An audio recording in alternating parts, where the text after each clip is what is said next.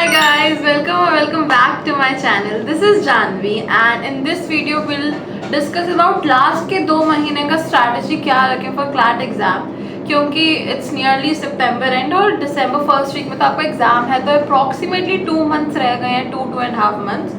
तो इसमें will discuss कि आपको क्या स्ट्रैटेजी फॉलो करनी है एंड इसमें मैं कुछ 4 से 5 इंपॉर्टेंट चीज़ें बताऊंगी जो आपको लास्ट के 2 महीने में करनी ही चाहिए if you want to get into an NLU. So without any further delay, let's get into the video. First things first, do as many mocks as you can. अगर आपने मेरी previous videos देखी हो तो आपको रियलाइजेशन होगा कि मैं बहुत ज़्यादा एम्फेसिस डालती हूँ मॉक्स पे कि जितने हो सके उतने ज़्यादा दो. मैंने बताया कि जब मेरा क्लैट का एग्जाम अप्रोच कर रहा था तो मैं लिटरली हर दिन एक मॉक दे रही थी, बट आई अंडरस्टैंड कि कुछ लोगों के लिए हर दिन देना पॉसिबल नहीं है क्योंकि बहुत चीज़ें मैटर करती हैं कि आप कब से प्रिपरेशन कर रहे हो. कब कुछ लोग जस्ट स्टार्ट कर रहे हैं तो करंट अफेयर का बैकलॉग कवर करना है, कुछ स्कूल गोइंग होंगे, कुछ ऑलरेडी कॉलेज गोइंग होंगे, कुछ की कोचिंग का टाइमिंग ऐसा होता होगा कि हर रोज़ मॉक देना is not feasible. But at least अगर आप अभी तक एक मॉक दे रहे हो तो टर्न इट इनटू 2 या 3. और आई थिंक अक्टूबर आउट से कोचिंग्स भी लीगल एज वगैरह 2 से 3 मॉक्स देना स्टार्ट कर देती है per week, which is good. But also again सिर्फ एक कोचिंग के मॉक पे निर्भर मत रहो, अलग अलग कोचिंग के दो ताकि आपको क्लैट एग्जाम के दिन दिक्कत ना हो कि suddenly oh shift of pattern. अभी तक तो तुम लीगल एज या फॉर एग्जाम्पल CBT के मॉक से यूज टू हो गए थे तो आपको थोड़ा डिफिकल्ट लगेगा, इसलिए अलग अलग कोचिंग के मॉक्स दो ताकि आपको एक पैटर्न का आदत ना लग जाए. एंड या give as many mocks as you can.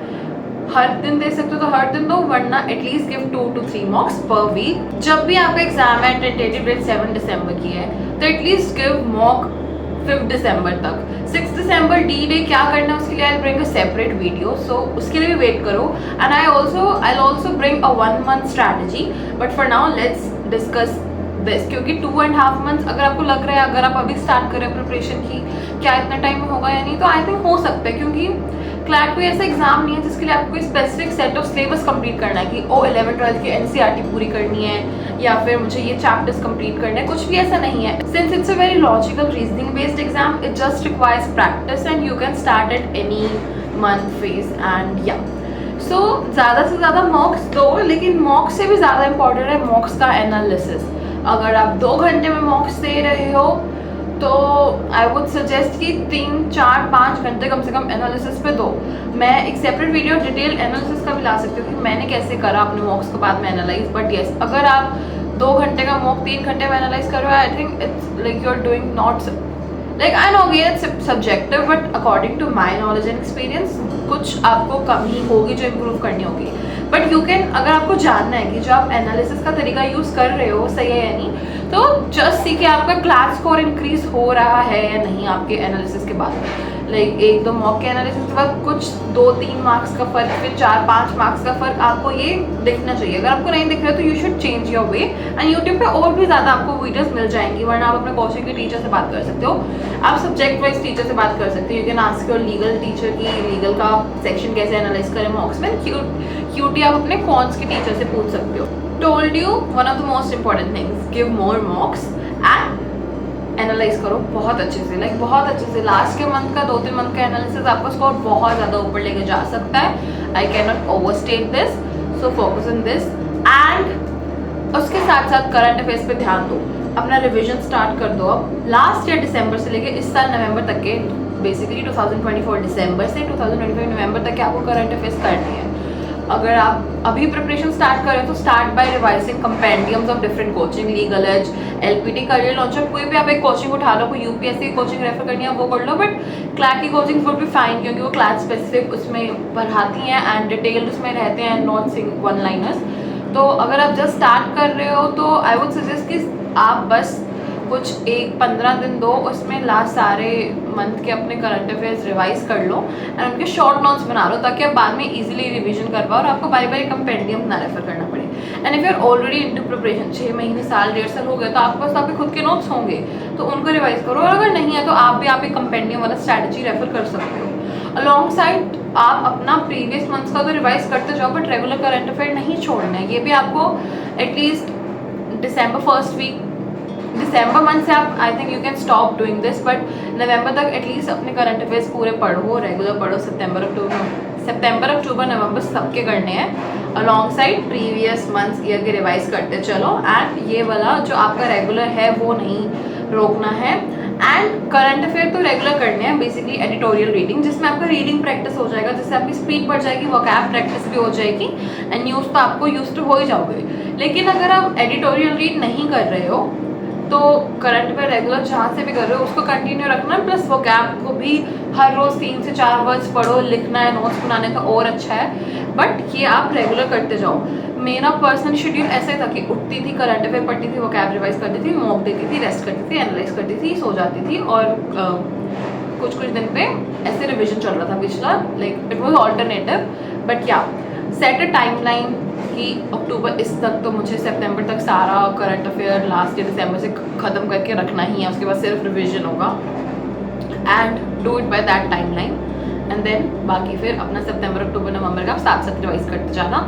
And please make short notes, अगर आपके लॉन्ग नोट्स बने हुए करंट अफेयर के थ्रू आउट 1 ईयर तो उनको भी शॉर्ट नोट्स में कन्वर्ट करो, ताकि आप लास्ट में इजीली रिवाइज कर पाओ। फॉर एग्जांपल क्लैट एग्जाम से एक दिन पहले या फिर लास्ट वीक में कि आप बस ऊपर से देख के 3-4 बार रिवाइज कर लो, it will help a lot.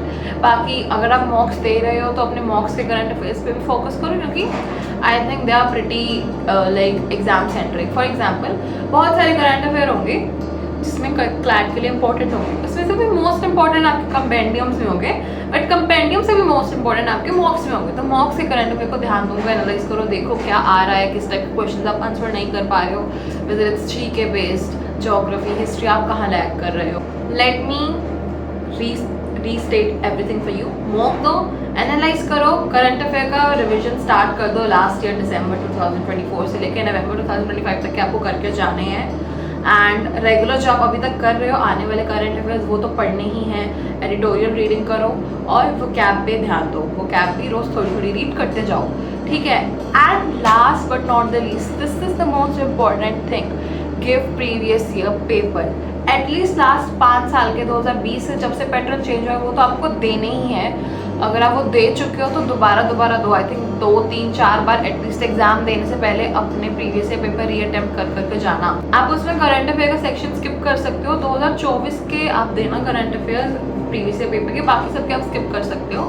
अगर आपके पास इतना टाइम नहीं है कि आप उनको बारी बारी दो, तो आप उनको सेक्शनल की तरह दे सकते हो कि आज मॉक तो दे दिया बट थोड़ी देर रेस्ट कर रहे हो तो उठाया 2021 का पेपर और उसका लीगल का सेक्शनल कर दिया। एटलीस्ट 3 बार एग्जाम से पहले, दिसंबर से पहले you should attempt previous year papers. और अगर आपके पास इनफ टाइम है, आप अच्छे से प्रिपरेशन पहले से ही कर रहे हो 1-1.5 साल से, तो 2020 से भी पहले के पेपर्स आप अटेम्प्ट कर सकते हो, लीगल वगैरह का सेक्शन, 1 लाइनर्स, क्योंकि passage based, like for example strict library में तब भी क्वेश्चन आता था 1 लाइनर के फॉर्म में, आप बस उसमें पैसेज आ जाएगा लेकिन क्वेश्चन सेम हो सकता है।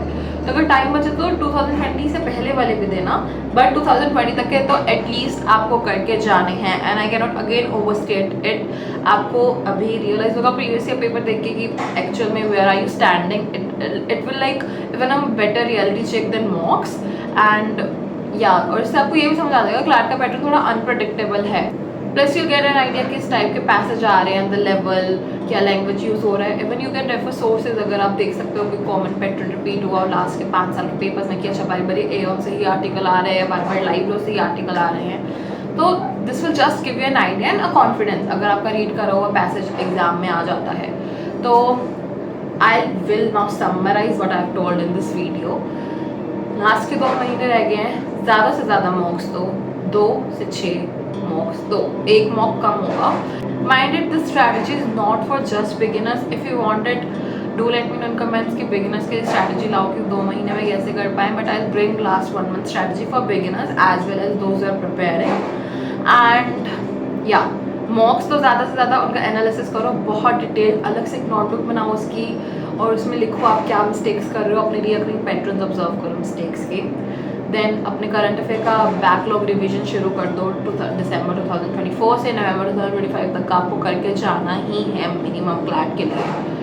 एंड उसके बाद अपना करंट अभी जो रेगुलर है वो कंटिन्यू रखना ही है, साथ एडिटोरियल्स पढ़ने हैं, वो कैब पढ़नी है और रोज़ के करंट अफेयर्स करने ही करने हैं।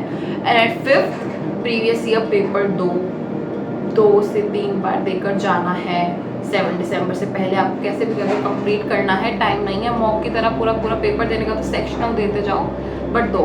और अगर आपको लग रहा है कि अच्छा आप हफ्ते में 1 या 2 मॉक से ज़्यादा नहीं दे पा रहे हो तो फिर सेक्शनल अटेम्प्ट करो ज़्यादा से ज़्यादा। आपका कॉलेज है, आप आज मॉक नहीं दे पाए तो आपके सेक्शनल दो 1 या 2 सब्जेक्ट के। प्रैक्टिस करनी है बेसिकली ज़्यादा से ज़्यादा। इट्स नॉट अबाउट मॉक या it's not about sectional, practice is main concern. Mock से बस ये होता है कि you get use to sitting 2 hours directly, brain fog से आप डील करना शुरू कर पाओगे, आपको ब्रेन टायर्ड होता है, सबको कैसे ओवरकम करना है, this मॉक्स will help you. But अगर फिर भी आप मैनेज नहीं कर पा रहे हो तो सेक्शनल तो देनी है, क्योंकि practice is the most important thing. And this was it for the video. I'll bring video for 1 month strategy for the CLAT and things you need to do on D-Day. So stay tuned, subscribe to my channel and do let me know in the comments अगर आपको कोई doubts है, I'll reply. Okay, bye guys.